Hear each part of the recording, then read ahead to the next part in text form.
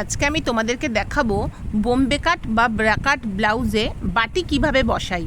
তো দেখো, এই যে টেকিন পিসটা আর ওপরের যে সেকেন্ড পার্ট আমরা বলি সেটা লাইলিং কেটে কাপড়ের সাথে জয়েন্ট করে বাটিটা রেডি করে নিয়েছি। আর এখানে আলাদা করে আর একটা আমি অনলি লাইলিং টেকিন পিস আর সেকেন্ড পার্টটা আমি জয়েন্ট করে নিয়েছি।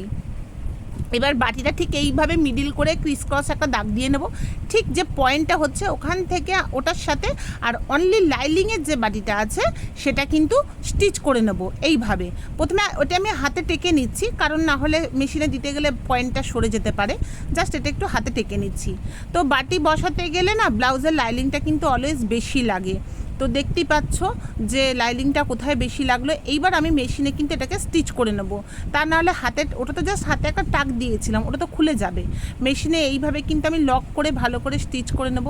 দেন এবার এই লাইলিংয়ের বাটিটা কিন্তু আমি ওই কাপড়ের বাটিটার ওপরে এইভাবে বসিয়ে নেব। ওই কাপড়ের মধ্যেও কিন্তু লাইলিং দেওয়া আছে, তা নাহলে ওপর থেকে কিন্তু দেখা যাবে। এবার আমি কি করেছি, পুরোটা মানে ওই লাইলিংটা আর কাপড়ের যে বাটিটা সব কিন্তু আমি হাতে এইভাবে সুন্দর করে টেকে নেব, দিয়ে তারপরে মেশিন দেবো। তা না হলে ওই সরে যেতে পারে, তার জন্য আগে আমি অলওয়েজ হাতে টেকে নিয়ে করার চেষ্টা করি। এবার রেডি হয়ে গেল আমার বাটিটা।